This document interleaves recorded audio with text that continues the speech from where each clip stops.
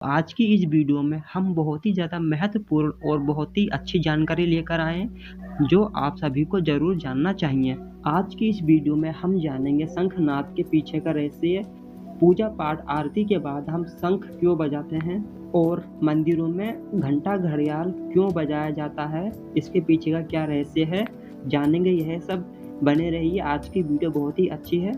दोस्तों, सनातन धर्म के ऋषि मुनियों ने जो पूजा पाठ के नियम और संस्कार बताए हैं, उनमें सूक्ष्म विज्ञान बहुत लाभ छिपा है।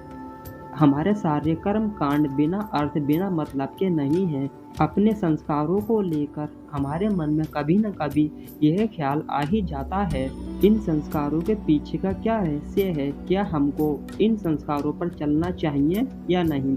दोस्तों, जानते हैं पूजा आरती के बाद शंख क्यों बजाया जाता है, मंदिरों में घंटा घड़ियाल आदि क्यों बजाए जाते हैं, हम चंदन क्यों लगाते हैं।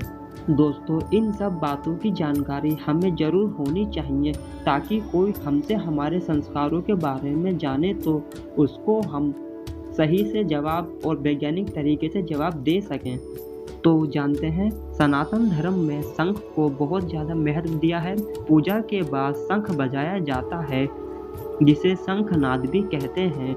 आज हम जानेंगे कि शंखनाद से क्या लाभ है। पूजा के समय जो शंखनाद किया जाता है, उसमें रोग निवारक की बहुत बड़ी शक्ति है। शंख बजाने वाले व्यक्ति को अपनी सांस रोकनी पड़ती है और इस प्रकार प्राणायाम की यह एक बड़ी क्रिया सी हो जाती है। इसका प्रभाव फेफड़ों पर श्वास की प्रक्रिया पर पड़ता है।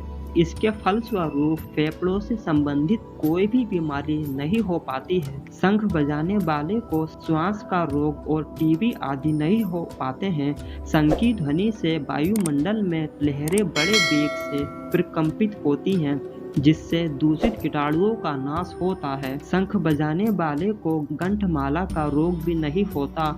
उसका सीना विशाल और फेफड़े बलवान हो जाते हैं। शंखनाद से आपके आसपास की नकारात्मक ऊर्जा का नाश होता है और सकारात्मक ऊर्जा का संचार होता है। यह तो है शंख के पीछे का रहस्य। अब जानते हैं मंदिरों में घंटा घड़ियाल आदि क्यों बजाते हैं। इसी प्रकार मंदिरों के घंटा आदि का विज्ञान है। आप सब जब मंदिर जाते हैं तो पहले घंटे को बजाते हैं।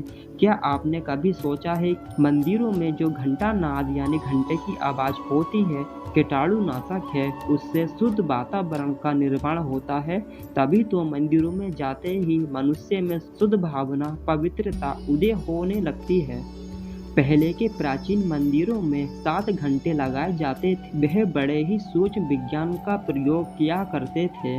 इससे होता यह है कि हमारे शरीर में 7 चक्र होते हैं। हम पहला घंटा बजाते हैं, उसकी आवाज़ से हमारा पहला चक्र शुद्ध होता है, दूसरा बजाते हैं, दूसरा चक्र शुद्ध होता है। इसी क्रम से 7 चक्र शुद्ध होने लगते हैं। यह प्राचीन विज्ञान है, यह सब अब देखने को नहीं मिलता है। घंटे की घनघनाहट वायुमंडल में एक कंपन पैदा करती है, जिसके प्रभाव से दूषित कीटाणु नष्ट हो जाते हैं। इसका यह वैज्ञानिक रहस्य है। घंटा घड़ियाल बजाने के समय उसकी ध्वनि से जो कंपन वायुमंडल में होती है, उससे सारे दूषित कीटाणु नष्ट हो जाते हैं। एक तो उसकी आवाज़ तेज होती है और कुछ बजाने का ढंग तथा क्रम होता है, जो एक विशेष प्रभाव डालता है। जिस प्रकार की ध्वनि बजती है, उसी प्रकार की भावना मनुष्य के हृदय में जागृत हो जाती है। यह सब पूरा विज्ञान का रहस्य सनातन धर्म में है।